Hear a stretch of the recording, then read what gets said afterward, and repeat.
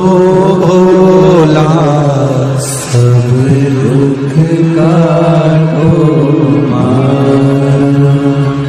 महाराज 9 दिन में एक दिन अगर घर में ज्यादा बीमारी फैल रही हो, कोई ना कोई बीमार पड़ रहा हो, तो 1 लोटा पानी सुबह स्नान कर कर घर के चारों तरफ घुमाकर नीम के पेड़ के नीचे नवरात्र में डाल देना। महाराज 3 या 4 दिन लगेंगे, आराम लगना चालू हो जाएगा, घर से रोग दूर हो जाएगा।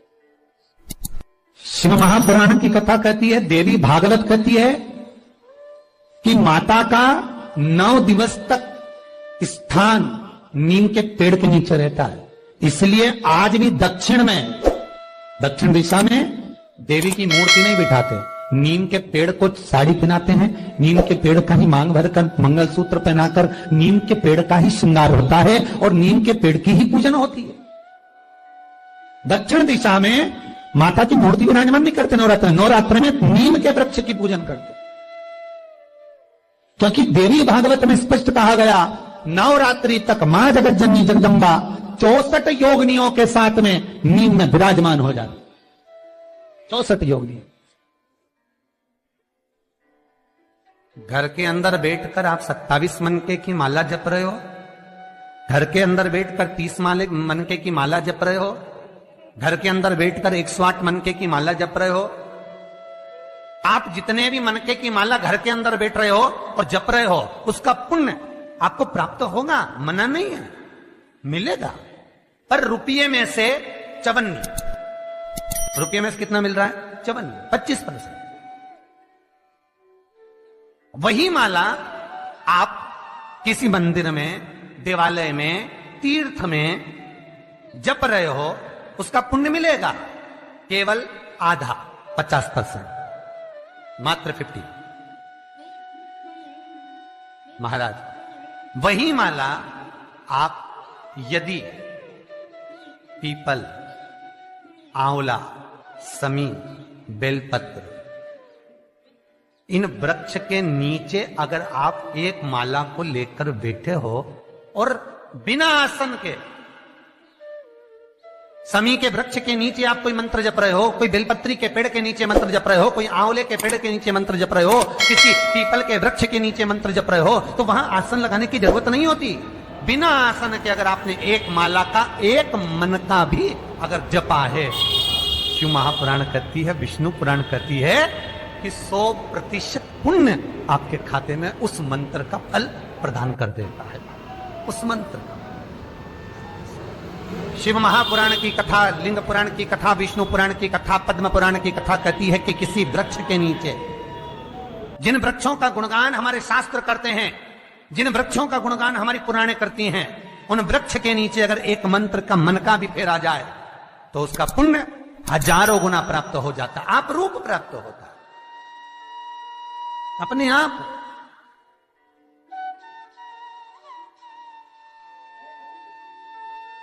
आप जिस पुण्य को करना चाह रहे, मेरा बहुत निवेदन है महाराज, बहुत प्रयास करा करो, प्रयास करना। अगर हाथ के मनके की माला भी नहीं हो और किसी पीपल के पेड़ के नीचे 15 मिनट बैठने का मौका मिल गया, आंवले के वृक्ष के नीचे 5 मिनट बैठने का मौका मिल गया, किसी आंवले के वृक्ष के नीचे आप 5 मिनट बैठे हो, ओम नमो नारायण का मंत्र का स्मरण कर लो, ओम नमो भगवते वासुदेवाय का जाप कर लो, बस उसका फल 4 गुना, हजारों गुना प्राप्त हो जाता है। शमी के पेड़ के नीचे बैठे हो, श्री शिवाय नमस्तुभ्यं का जाप करिए, 4 गुना फल मिलेगा, 1000 गुना फल। बेलपत्री के पेड़ के नीचे गए हो, ओम नमः शिवाय ओम का जाप करिए, फल मिलेगा। उस फल को हमें पाना है। शिव जी का पहला पार्वती के साथ अवतार है काल और काली, महान काल और महाकाली, पहला होता। और द्वार पर चप्पल पड़ी होने के कारणवश वो लौट कर चली जाती है। बहुत ध्यान दीजिएगा महाराज, थोड़ा सा आपको बुरा लगेगा, लग जाएगा, और शिव पुराण है, जीवन संवार देगी तो अच्छी बात है, जीवन संवार दे तो अच्छी बात। मंदिर के द्वार पर हम जब चप्पल छोड़ते हैं, जिस मंदिर की चौखट पर चप्पल छोड़ी है, आप जितनी देर आराधना में लगे रहते हैं उतनी देर तक आपकी चप्पल पर जितने लोग लांग कर जाते हैं, जितने लोग लांग कर प्रवेश करते हैं, उसका भी दुख आपके भाग्य में आता चले जाता है। ध्यान दीजिएगा जरा। चप्पल का भविष्य पुराण में पढ़िएगा कभी कि पादुका का महत्व क्या है, पादुका किस ओर उतारना चाहिए, पादुका को कहां रखना चाहिए। स्कंद पुराण कहती है जिस व्यक्ति पर कर्जा बहुत ज्यादा मात्रा में हो जाता है और कर्जा चूकता नहीं है, आप बहुत प्रयास कर लिए, करोड़ों रुपए का कर्जा हो गया, यहां से लिया वहां दिया, वहां से उठाया वहां दिया, वहां से उठाया वहां दिया, तो निवेदन है कभी मौका लगे कर्जा मुक्ति के लिए सारे वृक्षों में अगर कोई श्रेष्ठ वृक्ष माना गया है तो वो वट का वृक्ष माना गया महाराज। इसलिए प्रशासनिक कार्य के लिए, मानसिक टेंशन में, परेशानियों में बटकेश्वर महादेव का स्मरण किया जाता है।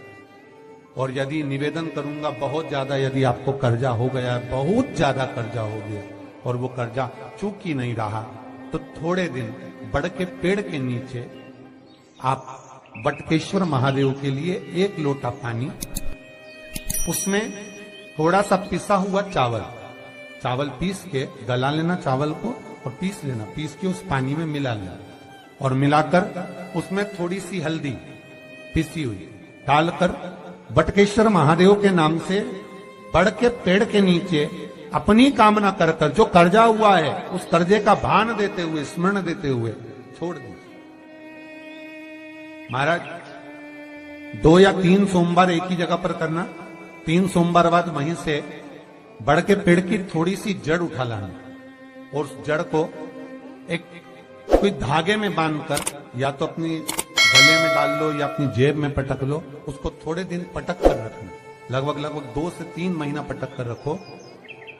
वो जड़ जैसे बड़ का पेड़ विस्तार होता है, पानी गिरे ना गिरे, जल वृष्टि हो ना हो, गर्मी पड़े ना पड़े, उसको कोई फर्क नहीं पड़ता, बड़ का वृक्ष आप रूप फैलता जाता, उसकी जड़ें अपने आप प्रबल होती है। उसी तरह ये बटकेश्वर महादेव कहीं से भी अगर जड़ आपके पास में रखी है 1 महीना, 2 महीना, 3 महीना तक, तो ये जड़ अपने आप लक्ष्मी को पकड़कर खींच कर लाती है और कर्जे से मुक्त कर देती है। बटकेश्वर महादेव का स्मरण सुख का देना हो। बेलपत्री का वृक्ष किसका प्रतीक है? पार्वती का। नीम का वृक्ष किसका प्रतीक है? जगदम्बा का। जिस व्यक्ति को ब्लड प्रेशर की बीमारी रहती हो, ऊपर नीचे ब्लड प्रेशर होता रहता हो, तकलीफ भोग रहे हो, बहुत कष्ट में हो, बार बार पसीना आ जाए शरीर पर, कुछ ना करिए, 1 लोटा पानी भरो, 7 पत्ती नीम की डालना, खाई की डालना, नीम, कड़वी नीम, मीठी नीम नहीं, कड़वी नीम, और साथ उसमें बेलपत्र डालना। जिस व्यक्ति का ब्लड प्रेशर हाई हो, लो हो, उसके कमरे में उसको प्लेट से ढक कर रख दीजिए। सुबह स्नान कर वही व्यक्ति जिसका ब्लड प्रेशर ऊंचा नीचा होता है उसको शिव जी को समर्पित करना, शिव को चढ़ाकर उसी का पानी 7 बार उसी स्थान पर ग्रहण कर लेना। व्यक्ति का ब्लड प्रेशर बराबर हो जाता है। मात्र लगभग अगर सोमवार कर रहे हो तो 11 सोमवार करो, प्रतिदिन नियम से कर रहे हो तो 15 दिन कर लो, उसमें बराबर। फिर कभी जिंदगी में ब्लड प्रेशर की बीमारी चली ही जाती है। कोई बरसाती मेंढक मत बनना रे, बरसात आती है तो मेंढक बहुत सारे इकट्ठे हो जाते हैं, टर करते हैं। कई लोगों की आदत होती है, सावन का महीना आया तो मंदिर में भीड़, शिवरात्रि आई तो मंदिर में भीड़। हमें बरसाती मेंढक नहीं बनना कि सिर पे त्रिपुंड लगा लिया, गले में रुद्राक्ष की माला पहन ली, चोला बदल लिया, कपड़े बदल लिए और कपड़े बदलकर साधु संत बनकर, सन्यासी बनकर, तपस्वी बनकर छल करने के लिए, निंदा करने के लिए, बुराई करने के लिए, चुगली करने के लिए, अपशब्द करने के लिए, लोगों को घाटा पहुंचाने के लिए, लोगों के पांव खींचने के लिए बैठ गए।